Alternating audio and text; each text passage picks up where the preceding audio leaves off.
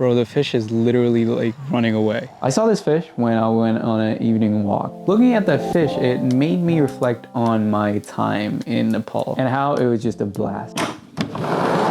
You guys hear that? It is raining outside, so I'm just gonna stand here. To begin with, there is a difference between fishing in America versus fishing in Nepal. And the best way to put it would be to say, in America, it is more of a hobby or a passion or a weekend activity. And in Nepal, for majority of it, and in both cases I'm generalizing, but for the majority of it, it is a lifestyle. You catch fish so that at the end of the day, you can either sell it or you can have it as a meal.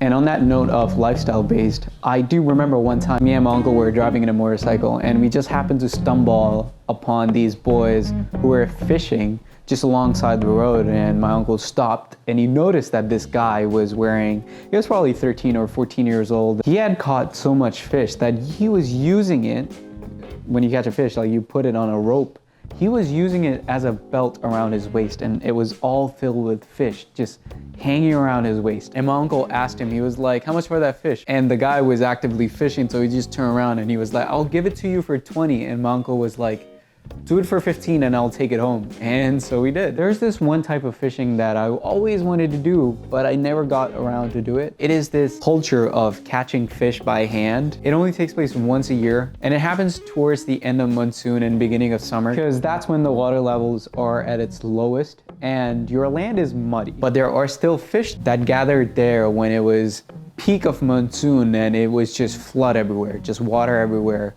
And sometimes these water levels get so high that we would get school holidays because of that. In America, you have snow days, but during monsoon in Nepal, sometimes it gets so bad, you hear news about some bridge being taken by water and the buses not being able to ride. This is what it looks like.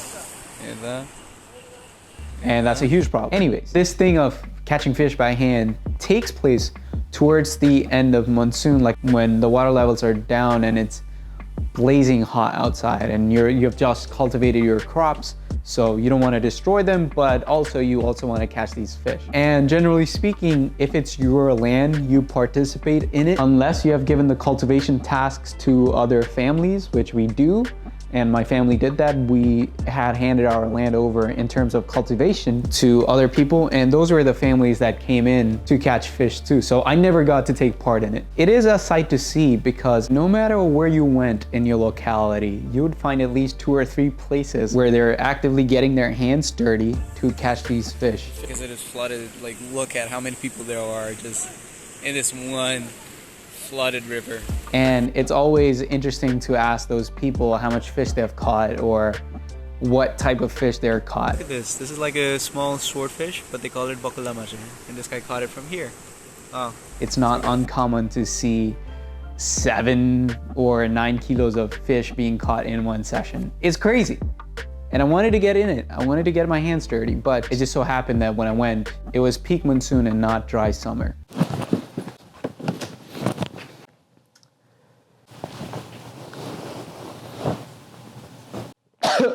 And needless to say, this time when I went to Nepal, I was excited to catch some fish, and I did. But I did it in the most craziest place I thought was possible. When I went to my hometown, I started living with my tulomamu, my aunt. And I showed her my foldable fishing rod and let her know that I was here to fish and I meant business. I also showed my foldable fishing rod to my friends. A lot of them were just high. And every time they would catch a glimpse of my fishing rod, like it would just be first hold the fishing rod in their hand and go, wait, fishing rod, which just meant it's time to fish. And we would just take my rod out and we would just take it to like this big ass river. I've got no experience in catching fish in river. And it was just like all just hype. Yeah, we were gonna catch like a big dolphin out there and stuff like that, and we never did. I only caught like small fish in my own land. So they were disappointed, but I wasn't. I knew where to find fish, and I knew that it was not gonna be in the river. My expertise is not in a flowing water, it is more in a stable water.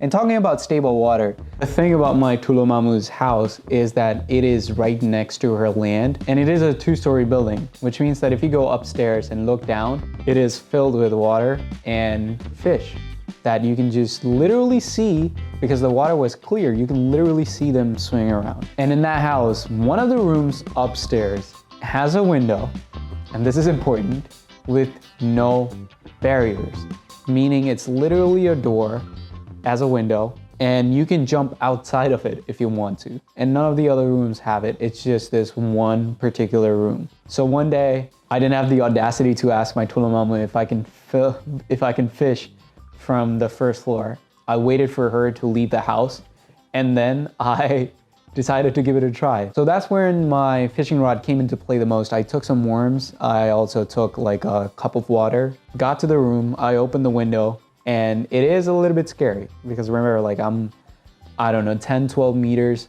up in the building, and when you look straight down, it's just water. So you have to be careful. I stepped outside of the window. There is a little bit of place where I can step, and I sat there like I'm sitting here, like this. And I took my rod, I lowered it down, and it was so crazy. The water is clear. I don't know if you can tell, but that's a tail of a bloody snake, of a big ass snake.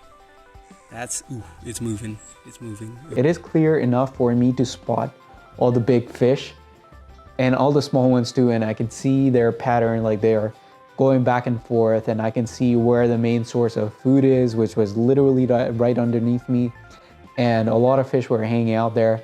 And all I had to do, this is like the easiest fishing, all I had to do was just lower it down and put the hook in front of the fish. And I knew where its mouth was too. And I was like really guiding my fishing rod and then placing them for the big fish, because the small ones were really hard to catch from a really tall height, and the small ones, they would just slip up by the time I would get them all the way up. And it was so wild because I could sit there. It didn't matter if it rained or if it was blazing hot outside, if it was midday, it just did not matter. The roof over me was protecting me from anything, and all I could do was simply fish. Next day, I did have to confront to my Tulumamu because I hadn't asked her permission to do what I was doing. It just seemed insane, and I was afraid that she was not gonna give me permission, although I enjoyed it very much. There was also an aspect of hiding and fishing the first day that it was so secretive. It was like my little secret that nobody's gonna know. Like I said, I did have to confront because you should. And so I did. I was kind of scared, and I went to her and I was like, Tulumamu, is it okay if I fish from your room upstairs? And she was just like, just come back down. As soon as I call you for lunch, you have to come back down. And I was like, oh, okay, yeah, I'll come down, no problem.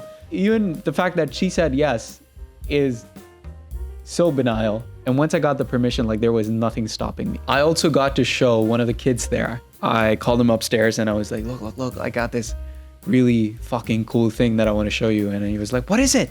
Okay. And I went, don't tell anybody, but I'm fishing from out of this window. And he was like, what? And I was like, let me show you. And so I fucking started showing this little kid. I was flexing on that motherfucker. Look, this is what I've been doing. This is fucking cool. And when you grow up, you don't get to do this. Only I get to do this. You understand? And he was like, yeah, I do. Can I fish right now? And I was like, yeah, totally, take it. Careful though, very careful, because he was a kid, and if he would have fallen out of the window, that would have been my responsibility. And I did not want that.